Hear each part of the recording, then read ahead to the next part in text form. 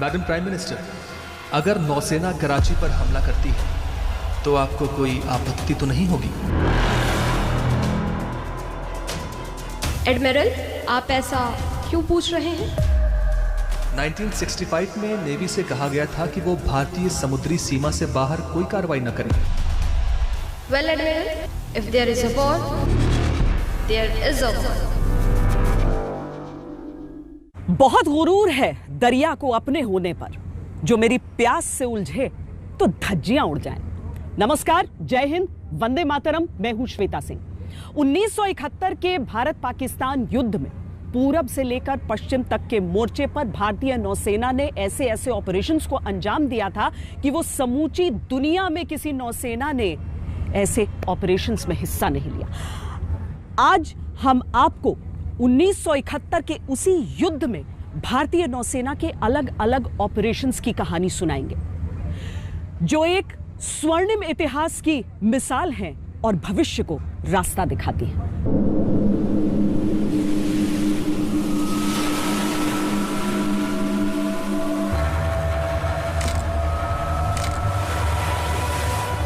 Hands to action station. Hands to action station.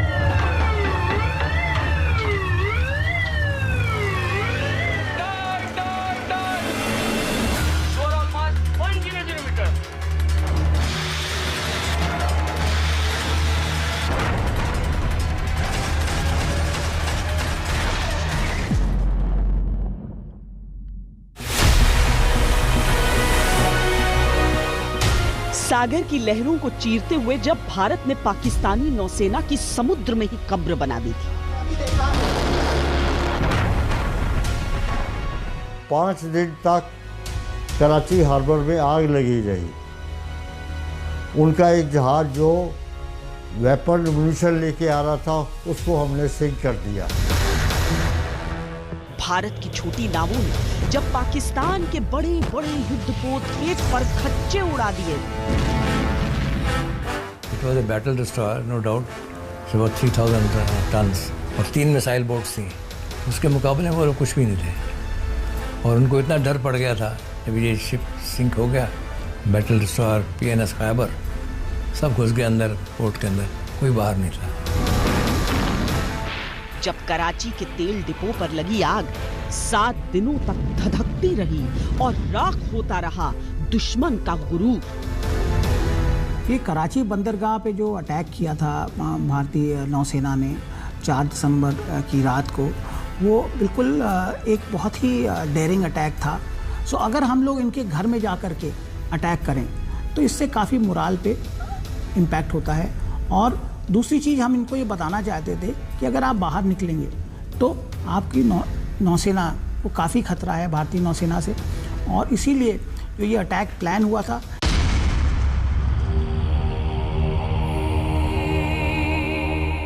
ये कहानी उस जंग की है जब भारतीय शौर्य समुद्र की लहरों से ज्यादा ताकतवर नजर आया था।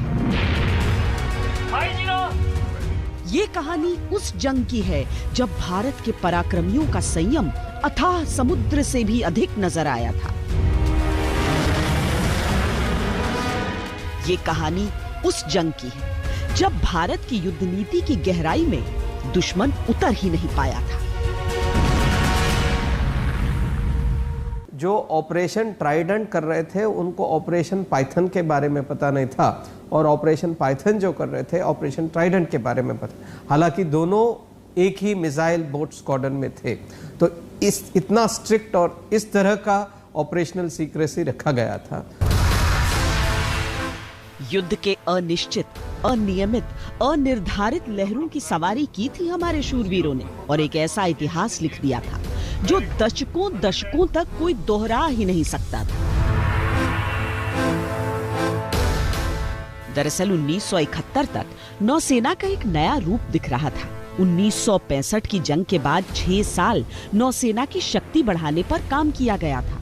इन 6 सालों में नया इंफ्रास्ट्रक्चर अर्जित किया गया, ट्रेनिंग दी गई। 1969-70 में भारत ने 5 पेट्या क्लास एंटी सबमरीन वेसल खरीदे, 4 submarine, 1 submarine tender, 1 submarine rescue vehicle, 2 landing ship 5 patrolling boats खरीदे। 1971 में सोवियत संघ से 8 सोवियत मिसाइल वेसल खरीदे। कई नेवल ऑफिसर्स को Soviet naval base Vladivostok special training के लिए भेजा गया। मकसद एक था, इस बार दुश्मन की किसी भी गुस्ताखी का इंतजार नहीं किया जाएगा। ये नंदा साहब की सोच थी जब उन्होंने कमान संभाली थी वेस्टर्न नेवल कमांड की, तो उन्होंने तभी प्रेडिक्शन किया था ब्लिट्स को कि भाई अगर लड़ाई होएगी तो सब डिफेंसिव पे नहीं जा सकते। आज के दौर में भारतीय नौसेना काफी उन्नत है, उसके पास आधुनिक उपकरण हैं, हथियार हैं, लेकिन ये बात 1971 की है। तब सोवियत संघ से अर्जित किए थे हमने ओसा 1 मिसाइल बोट्स, जो कि शिप टू शिप मिसाइल से लैस थी और किसी भी जंगी बेड़े को तहस नहस करने में पूरी तरीके से सक्षम थी। लेकिन इसकी एक बहुत बड़ी कमी थी, वो ये कि इनकी प्राथमिक भूमिका थी तटीय सुरक्षा। भारत ने 1968 में 8 ओसा 1 मिसाइल बोट्स खरीदने का ऑर्डर दिया था। 1971 में ये बोट्स डिलीवर कर दी गई, लेकिन इनको मुंबई में ऑफलोड नहीं किया जा सका क्योंकि बोट्स को उतारने के लिए मुंबई में उस वक्त हेवी क्रेन्स नहीं थी। हर मिसाइल बोट का वजन करीब 180 टन था। ऐसी हेवी क्रेन्स सिर्फ कोलकाता में ही थी। इन बोट्स को कोलकाता में ऑफलोड कर दिया गया। मिसाइल बोट्स जो हैं एकदम बहुत पावरफुल वेपन्स ऑफ वॉर हैं। अगर आप देखो उनको मिसाइल्स जो थे वो एकदम कॉम्बैट के लिए बहुत इम्पॉर्टेंट थे, लेकिन उनमें एक प्रॉब्लम था कि उनका रेंज, जहां हम बोलते हैं जितना दूर जा सकता है, वो एकदम लिमिटेड था। और वो लिमिटेड इसलिए था क्योंकि जो सोवियत यूनियन थी उन्होंने उनके प्लान्स, उनके स्ट्रेटजी में जो था missile boats were meant for defence.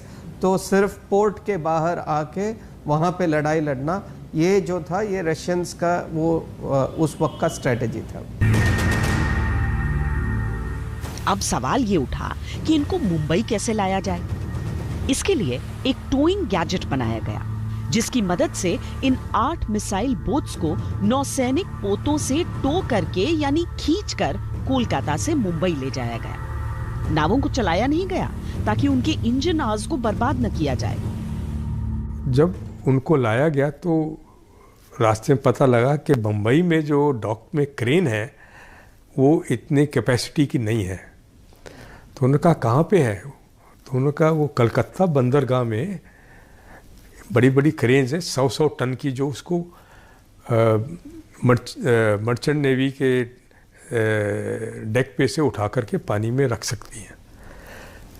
सो जो मर्चेंट शिप थे सारे, उनको कलकत्ता ले जाया गया और उधर से पानी में उतारा गया ये ओसा क्लास मिसाइल बोट को।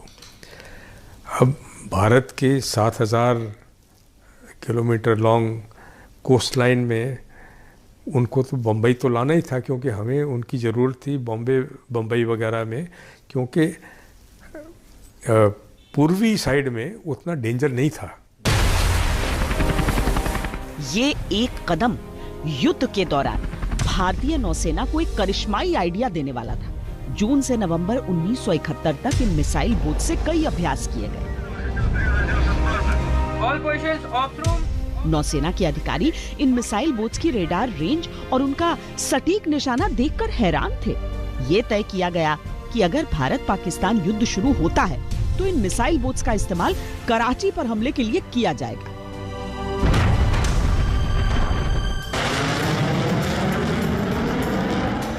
दिसंबर 1971 को पाकिस्तान ने भारतीय एयरफील्ड्स पर हमला कर दिया। Pakistan launched a full-scale war against us. The Pakistan Air Force suddenly struck at our airfield. जंग की शुरुआत हो चुकी थी। उसी रात भारतीय वायुसेना के कैनबेरा विमानों ने भी पाकिस्तानी एयरफील्ड्स पर जवाबी हमला कर दिया।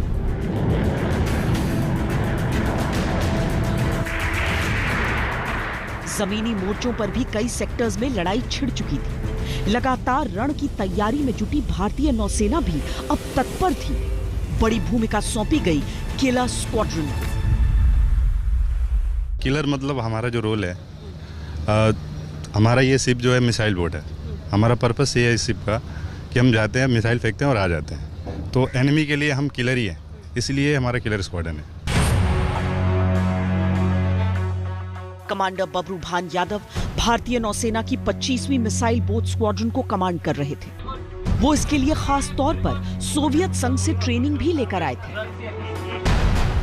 उनके स्क्वाड्रन में 3 विद्युत क्लास मिसाइल बोट्स थी, आईएनएस निपात, आईएनएस निर्घट और आईएनएस वीर। उनके साथ 2 एंटी सबमरीन कॉर्वेट्स थी, आईएनएस किल्टन और आईएनएस कछल, और साथ ही एक टैंकर शिप थी पोशाक। ये missile boats short range Styx missile से लैस थी। इनकी रेंज 76 किलोमीटर थी। इन मिसाइल बोट्स की लंबाई करीब 127 फीट थी और इनकी रफ्तार लगभग 71 किलोमीटर प्रति घंटा। तत्कालीन नौसेना अध्यक्ष एडमिरल एसएम नंदा और वेस्टर्न कमांड के अध्यक्ष वाइस एडमिरल एनएल कोहली ने कराची पर हमले की जिम्मेदारी कमांडर यादव को सौंपी। 1971 की लड़ाई से पहले एडमिरल नंदा ने एक अखबार जिसका नाम था ब्लिट्स, उसे एक इंटरव्यू दिया था। उसमें उन्होंने बताया था कि उन्होंने अपने करियर की शुरुआत कराची से की थी। कराची जो बंदरगाह है उसके पूरे लेआउट से वो अच्छी तरीके से वाकिफ हैं और जब भी मौका आया तो वो उसे नष्ट करने में पूरा योगदान देंगे, उससे गुरेज नहीं करेंगे। एडमिरल नंदा में जबरदस्त नेतृत्व क्षमताएं थी, लेकिन वो कभी अपने फैसले थोपते नहीं थे। किसी भी हमले से पहले वो सिमुलेशन और वॉर गेम बनाते थे और अपनी टीम के सामने रखते थे ताकि वो लक्ष्य को हासिल करने के लिए ऐसे तरीके सोचें जो पहले नहीं सोचे गए। कराची भी एक ऐसा ही लक्ष्य था। इसको समझने के लिए हमें जो 1971 के नेवी चीफ थे एडमिरल नंदा, उनकी अगर हिस्ट्री में जाए, उनके इतिहास में जाए, तो वो जब छोटे थे तो उनके फादर कराची पोर्ट ट्रस्ट में काम करते थे और कराची के बाहर एक छोटा टापू है मनोरा आइलैंड, तो मनोरा आइलैंड में रहते थे और स्कूल वगैरह जाने के लिए स्टीमर से जाते थे कराची तक। ये कराची पोर्ट का ही हिस्सा था। तो इनको कराची के बारे में सब कुछ पता था क्योंकि वो बड़े उधर ही हुए थे। ये कराची बंदरगाह पे जो अटैक किया था भारतीय नौसेना ने 4 दिसंबर की रात को, वो बिल्कुल एक बहुत ही डेयरिंग अटैक था। कि पहली चीज़, कराची एक इनका बहुत ही मेन हार्बर था। जितना भी पेट्रोलियम रिजर्व था ये इनका कराची में था और कि हमारी एक उनका ऑयल टैंक फार्म था वहाँ पे, और इनके ज़्यादातर जहाज़ जो थे वो कराची में बेस्ड थे। सो अगर हम लोग इनके घर में जा कर के अटैक करें तो इससे काफ़ी मोराल पे इम्पैक्ट होता है। और दूसरी चीज़ हम इनको ये बताना चाहते थे कि अगर आप बाहर निकलेंगे तो आपकी नौसेना को काफ़ी खतरा है भारतीय नौसेना से। कराची पर हमला होना था तो सीक्रेसी बहुत जरूरी थी, यानी कार्रवाई का पता किसी को नहीं चलना चाहिए था। 4 दिसंबर 1971 की रात 3 मिसाइल बोट्स निपात, निर्घट और वीर कराची के लिए रवाना हुए। 2 पेटिया क्लास कॉर्वेट किल्टन और कछल उनके साथ जा रहे थे। इस ऑपरेशन की खासियत यह है कि ऐसा डेयरिंग आक्रमण किसी और देश ने कभी नहीं सोचा था, ना किया है। बिकॉज इतनी छोटी बोट्स जिनका रेंज और एंड्योरेंस ही नहीं था, काबिलियत ही नहीं थी वहाँ तक पहुँचने की, उनको टो करके लेके गए क्लोज टू ओखा, फिर वहाँ से अपने ओन प्रोपल्शन से वो कराची तक गए।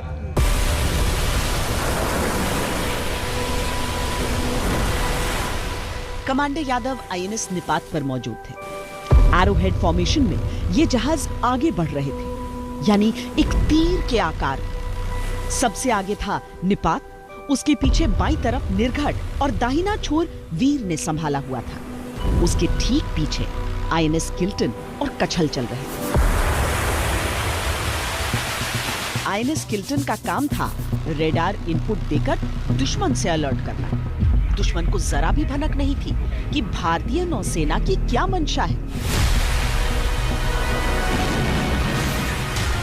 जैसे हम कराची की तरफ बढ़ते हैं तो वहाँ पर हमारे को एयर थ्रेट भी था, जो पाकिस्तान की जो एयरफोर्स थी वो पूरी एरिया को पेट्रोल कर रही थी और अटैक करने की कोशिश कर रही थी, लेकिन हम लोग रात के समय निकल गए थे वहाँ से।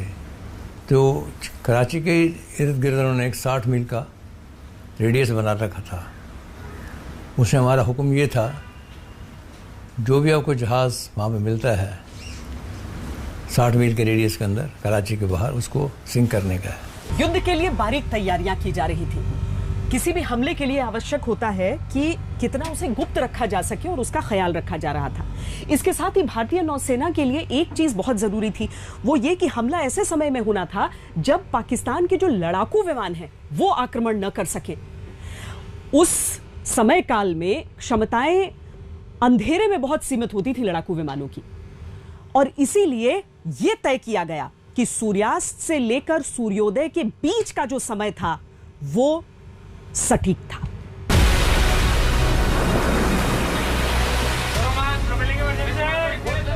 कराची से 40 मील दूर कमांडर ने अपने रडार पर हरकत महसूस की। उन्हें एक पाकिस्तानी युद्धपोत पीएनएस खैबर अपनी तरफ आता दिखाई दिया। पीएनएस खैबर कराची से दक्षिण पश्चिम में गश्त लगा रहा था। ये वही पोत था जिसने 1965 के युद्ध में भारत के द्वारका नौसैनिक ठिकाने पर हमला बोला था।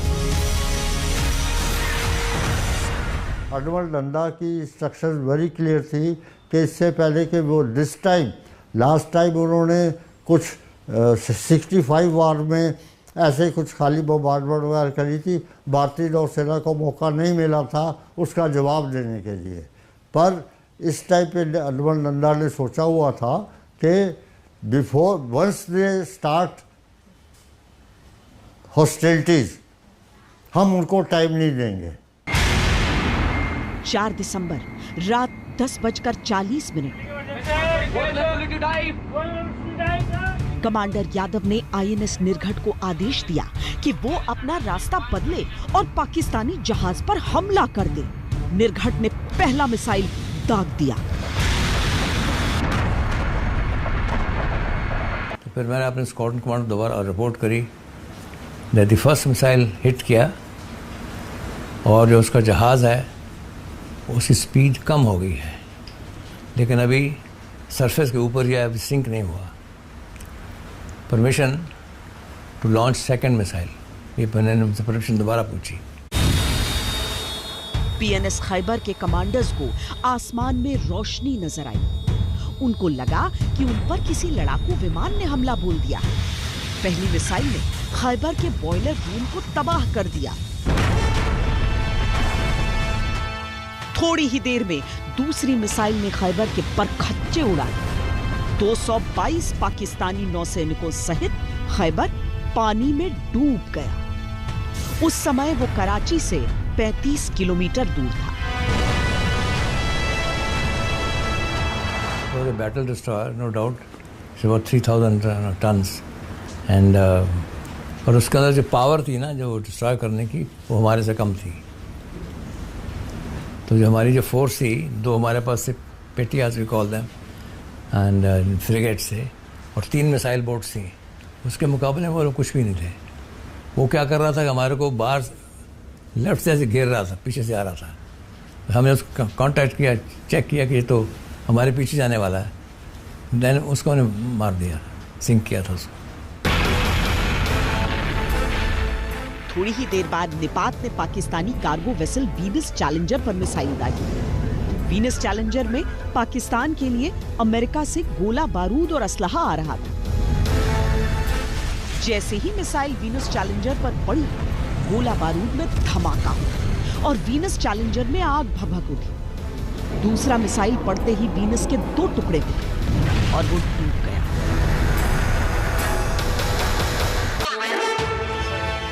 तीसरी मिसाइल बोट वीर ने 11:20 पर एक दूसरे पाकिस्तानी पोत पीएनएस मुहाफिज को अपनी मिसाइल से निशाना बनाया।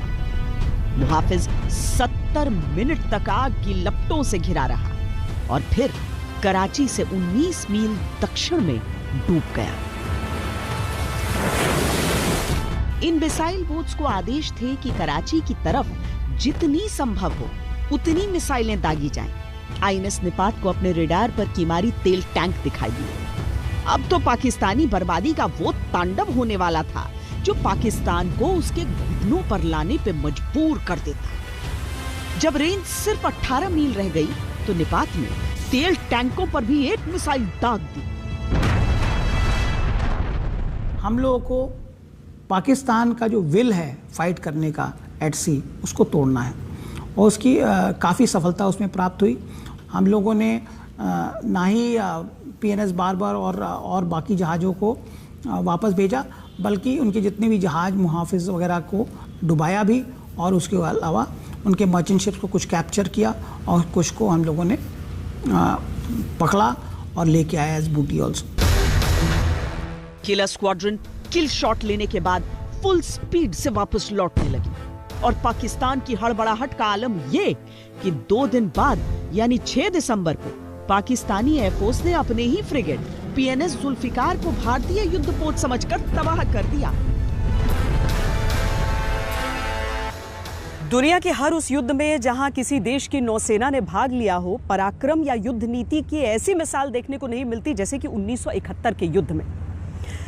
पाकिस्तान ने ऑपरेशन ट्राइडेंट का सामना किया था, लेकिन ऑपरेशन पाइथन अभी बाकी था। दिखाएंगे इस ब्रेक के बाद। ऑपरेशन ट्राइडेंट पूरा हो चुका था। भारतीय नौसेना कराची पर हमले के बाद वापस लौट चुकी थी। पाकिस्तान लगभग तबाह हो चुका था, लेकिन इस हमले का उद्देश्य अभी पूरा नहीं हुआ था। उधर पाकिस्तान भी खुद पर हुए हमले से आग बबूला हो रहा था।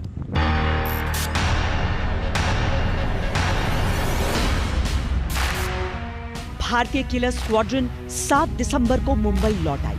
देशवासियों को उस पराक्रम की पूरी कहानी पता चल चुकी थी और उनका जोर शोर से स्वागत किया गया। 90 मिनट में इन्होंने 6 मिसाइलें दागी, दुश्मन के 3 मुख्य जहाजों को डुबोया और कराची हार्बर पर तेल स्टोरेज को तबाह कर दिया था। और इस कार्रवाई में किसी भारतीय नौसैनिक को कोई नुकसान नहीं पहुंचा था। हालांकि ऑपरेशन अभी खत्म नहीं हुआ था। कराची पोर्ट पर मौजूद तेल के जखीरे को तबाह करने के लिए भारतीय नौसेना का अगला ऑपरेशन बाकी था।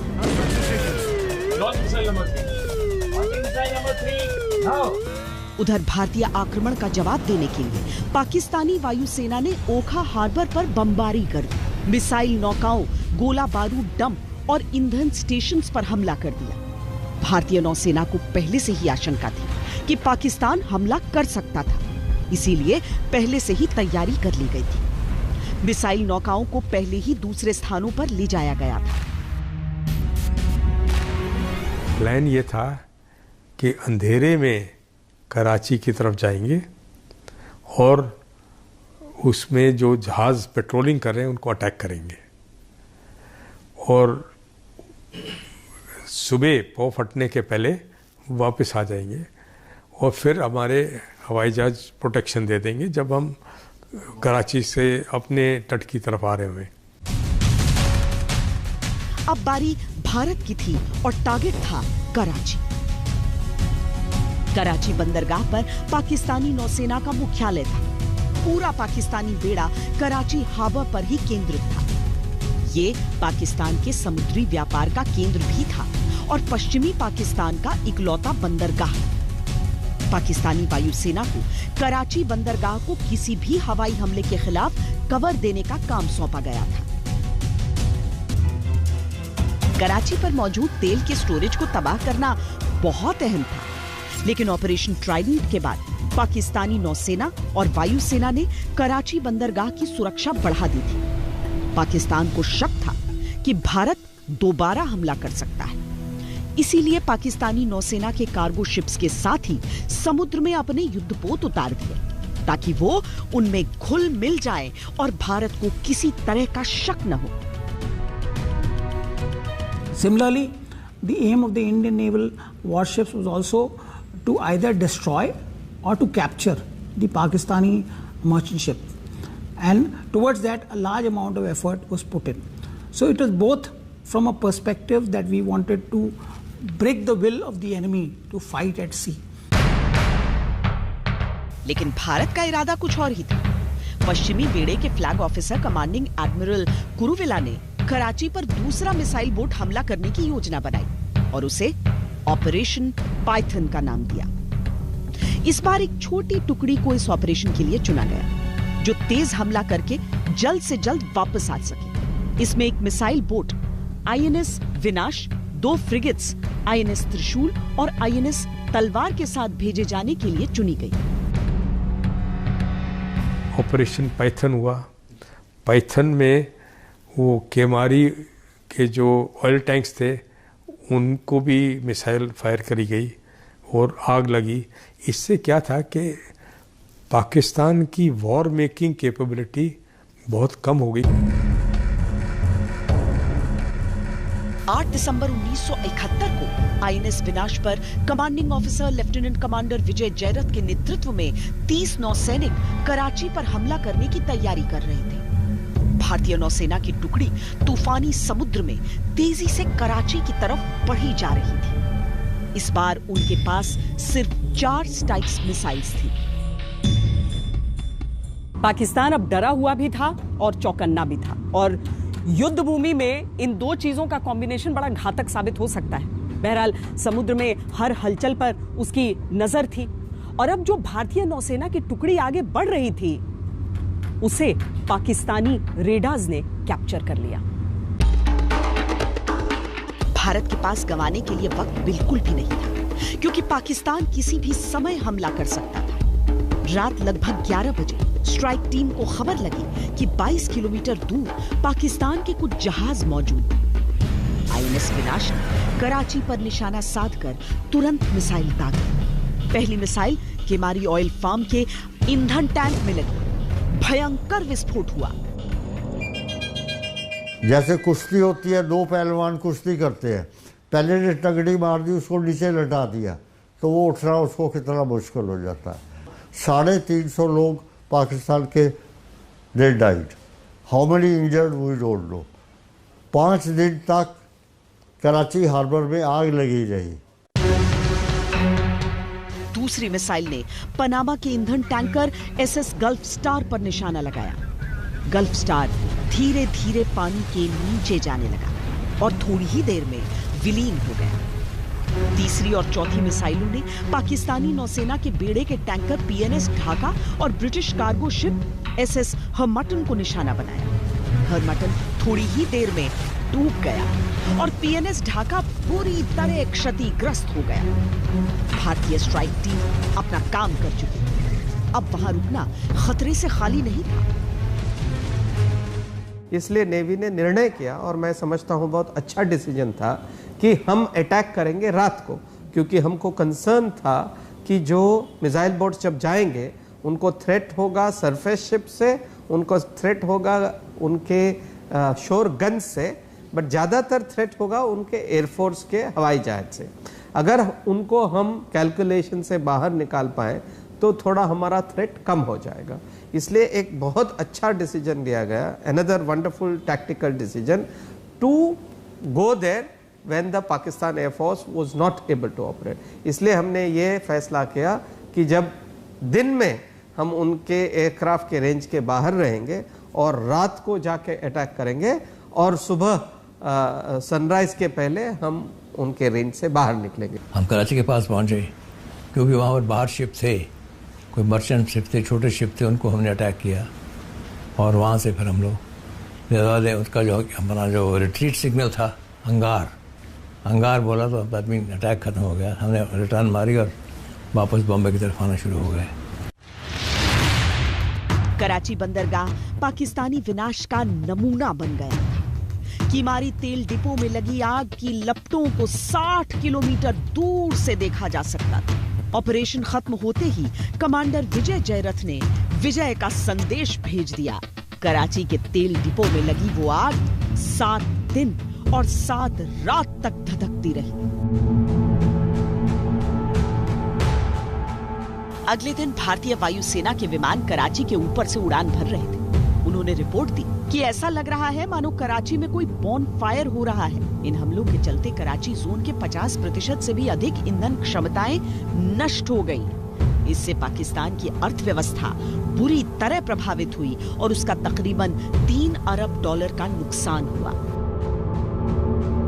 जो ऑपरेशंस किया था हमारे जहाज़ों ने, स्पेशली जो किलर स्क्वाड्रन के जो जहाज़ हैं, वो इतना बेहतरीन था जिसकी वजह से पाकिस्तान को मुंह तोड़ जवाब मिला था और कराची हार्बर पूरी तरीके से ध्वस्त हुआ था। उन ऑपरेशंस में एक अलग ही प्रकार का हम लोगों ने कोऑर्डिनेशन किया था, जिसके अंतर्गत न केवल ये छोटे जहाज बल्कि बड़े बड़े जहाज़ों की भी सहायता ली गई थी और उन दोनों की कोऑर्डिनेशन की वजह से ही हमने एक बेहतरीन परफॉर्मेंस किया था। ऑपरेशन ट्राइडेंट और ऑपरेशन पाइथन, इन 2 ऑपरेशंस की बदौलत भारत ने गल्फ से आने वाले तेल रूट पर पूरी तरह नियंत्रण कर लिया। कराची आने जाने वाला सारा शिपिंग ट्रैफिक रुक गया।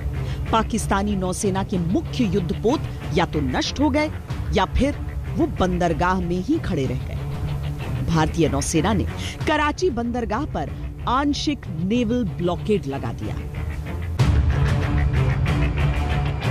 वो जो हमारा अटैक हुआ उसके बाद पाकिस्तान की कोई भी किसी किस्म की सामग्री वेस्ट पाकिस्तान से ईस्ट पाकिस्तान जो युद्ध का मेन क्षेत्र था नहीं पहुंच सकी।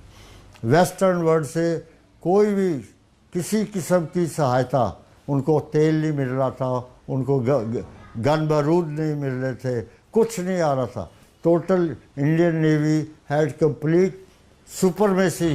रुक रहे एक छोटे से ब्रेक के लिए। ब्रेक के बाद आपको दिखाएंगे कि कराची पर हमले के बाद क्यों खुश हुए थे सोवियत रूस के नौसेना प्रमुख। इस हमले से पाकिस्तान इतना घबरा गया कि उसने अपने युद्धपोतों को 2 आदेश दिए। पहला ये कि युद्धपोतों में इतना गोला बारूद रखा ही न जाए कि भारत अगर हमला करे तो उन्हें किसी तरह का नुकसान हो।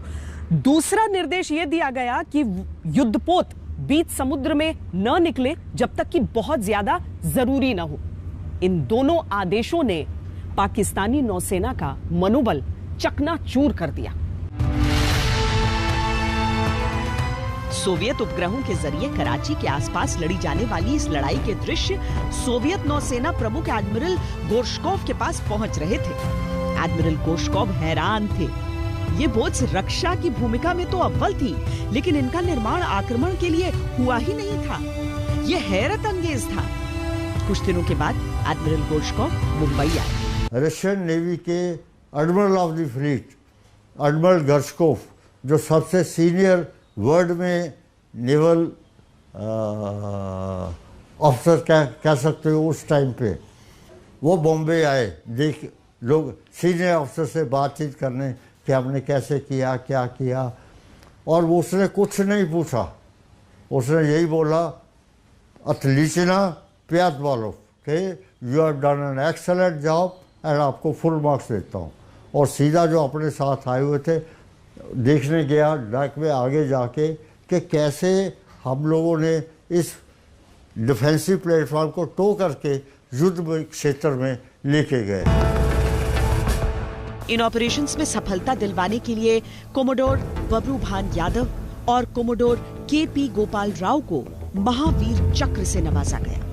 लेफ्टिनेंट कमांडर बहादुर नरीमन, इंद्रजीत शर्मा, एम.ओ. थोमाचन, ओम प्रकाश मेहता, एम.एम. संगल, विजय जयरथ, इन सबको वीर चक्र से सम्मानित किया गया।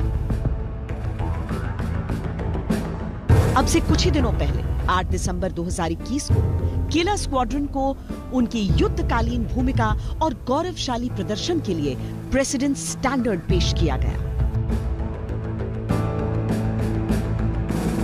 वर्दी का रंग चाहे जो हो, लेकिन हमारे परम पराक्रमियों के दिलों में तिरंगे के प्रति समर्पण जो कूट कूट कर भरा रहता है, उसी वजह से 1971 के युद्ध जैसी बेमिसाल कहानियां लिखी जाती हैं। 1971 के युद्ध में यह थी नौसेना की विजय गाथा। अभी के लिए इतना ही। कैमरा पर्सन सैयद मोहसिन और योगेंद्र सिंह के साथ मुझे दीजिए इजाजत। वंदे मातरम।